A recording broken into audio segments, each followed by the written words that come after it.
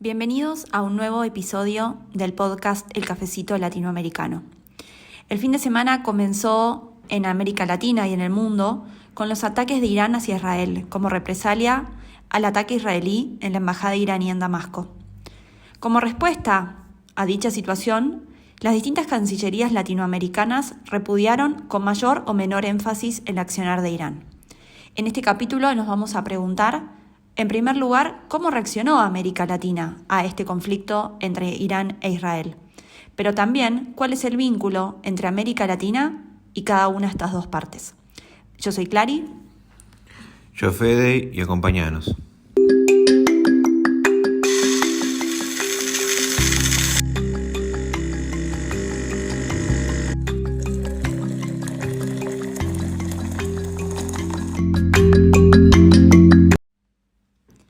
La semana en América Latina venía mostrando fracturas diplomáticas internas y acusaciones cruzadas entre los presidentes de la región. Como hablamos en el capítulo pasado, todo lo que sucedió entre México y Ecuador por la invasión de la embajada mexicana en Quito, a eso deberíamos sumarle todas las idas y vueltas diplomáticas entre Boric, el presidente de Chile, contra Nicolás Maduro por la poca colaboración que, según Chile, Venezuela está brindando en la investigación por el asesinato de un ex militar disidente venezolano en Santiago. Y a su vez, a todo eso tenemos que sumar que el mes pasado tuvimos las controversias diplomáticas entre el gobierno de Milei y el gobierno colombiano de Gustavo Petro. Y todo eso parece haber entrado en un breve paréntesis después de lo que sucedió el fin de semana entre Irán e Israel. Y esto, Fede, nos lleva a la primera reflexión. ¿La posición latinoamericana frente a este conflicto es relevante en el orden internacional? No. De hecho, durante los primeros días, prácticamente ningún medio de comunicación se preguntó cuál era la posición regional sobre este conflicto. Y más allá de los mensajes que cada país enunciaba a través de su cancillería, no hubo más información que esa. Las últimas semanas en la región muestran conflictos cruzados y controversias diplomáticas que atentan contra la unidad regional, que es cada vez más débil. Y que América Latina no haya figurado en los grandes diarios del mundo y que la posición regional o latinoamericana, si lo hubiera, con respecto al conflicto, llama la atención porque los países latinoamericanos tienen vínculos, lazos comerciales y de inteligencia tanto con Israel como con Irán. Y esto nos lleva a preguntarnos cómo se posiciona cada país latinoamericano frente al conflicto. ¿Cuáles son los aliados de Israel y cuáles son los aliados de Irán, no? Sí, bueno, cuando pensamos en los aliados de Irán, probablemente el primer país que se nos venga a la cabeza es Venezuela, que es cierto, pero también hay otro país muy cercano a Irán, y ese país es Brasil. Incluso cuando en Brasil todavía gobernaba Jair Bolsonaro, que condenaba a Irán. Brasil e Irán hoy tienen un intercambio bilateral miles de veces superior en dólares al que la República Islámica tiene con su aliado socialista en Venezuela.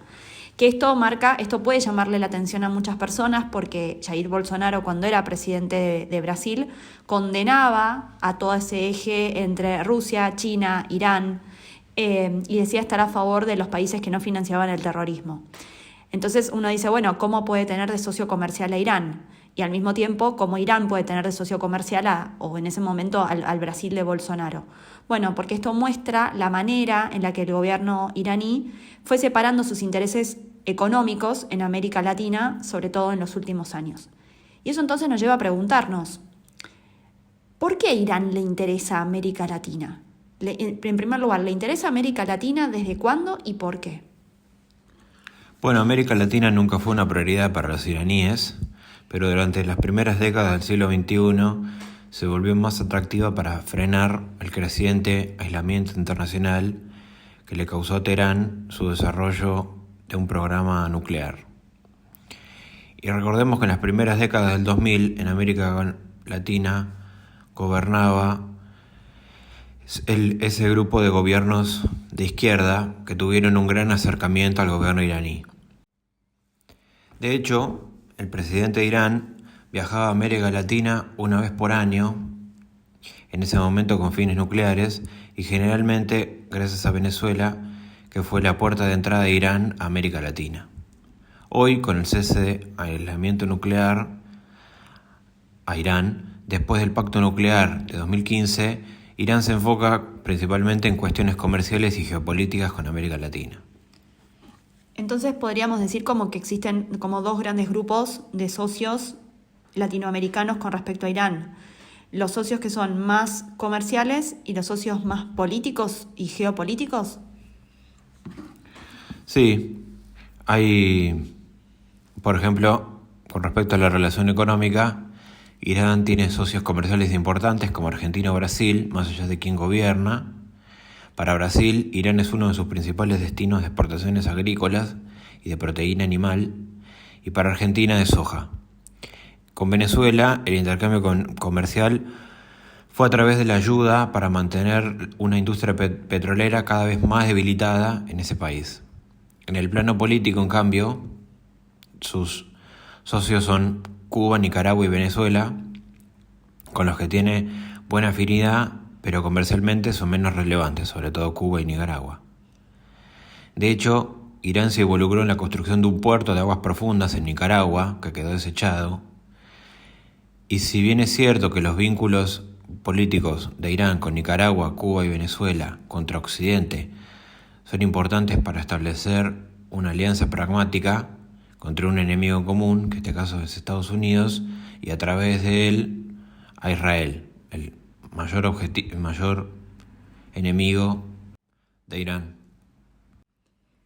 Bueno, esto se entiende porque ellos quieren crear un orden mundial alternativo, ¿no? Incluso Irán utilizó el soft power o el poder blando para poder entrar a América Latina a través de embajadas, pero al mismo tiempo también creó con muy poco éxito un canal de televisión estilo Telesur en el año 2012 que se llamaba Hispan TV, que justamente tenía como fin emitir mensajes justamente a favor de este orden alternativo. Y el otro tema con el que Irán se involucra y va creciendo es con el crimen organizado. Sí, una de las grandes preocupaciones en la región con respecto a Irán es su presencia a través del crimen organizado y su vínculo con la organización terrorista Hezbollah. De hecho, el gobierno argentino esta semana advirtió la presencia de Hezbollah en la triple frontera entre Argentina, Paraguay y Brasil, pero también presencia iraní y de Hezbollah en Bolivia. La pregunta entonces es ¿cómo lo hace? Bueno, hay distintos informes, de hecho también hay determinados artículos periodísticos que dan cuenta que Hezbollah permea en los territorios latinoamericanos utilizando la diáspora, en este caso libanesa. Esto es algo muy común que hacen los gobiernos autoritarios de infiltrar el crimen organizado a través de utilizando la situación migratoria. Lo mismo hacen gobiernos como por ejemplo el de Maduro y también por ejemplo el Tren de Aragua de Venezuela, que permean los territorios como consecuencia de estas diásporas y estos éxodos migratorios. En el caso de Hezbollah permea los territorios latinoamericanos a través de distintos grupos migratorios y lo que son las colonias de migrantes. Se insertan ahí y, por ejemplo, en Bolivia se dedican al narcotráfico, la minería ilegal o el lavado de dinero. Y si así lo necesita la política exterior iraní, también tienen brazos armados y células de terrorismo.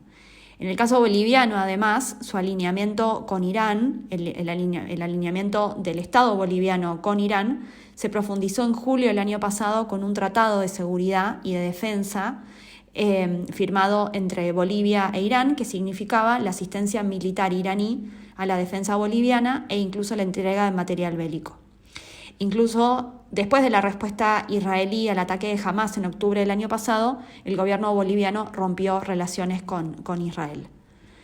Algo similar sucede con Venezuela, ¿no? Sí, ya que las sospechas que tienen un vínculo cercano con el gobierno y el Estado venezolano, ya que a través de una investigación de CNN mostró cómo el gobierno de Chávez facilitó pasaportes venezolanos a iraníes y libaneses sospechados de tener organizaciones terroristas a cambio de negocios y también de entrenamiento militar.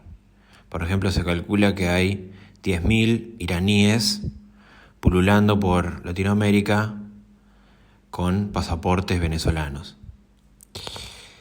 De hecho, cuando se debate las posibilidades de una apertura democrática en Venezuela, siempre suele decirse que en la mesa de negociación, además del chavismo, van a querer estar representantes del gobierno de Cuba y miembros de Hezbolá, lo que muestra la cercanía entre el Estado venezolano y esta organización terrorista.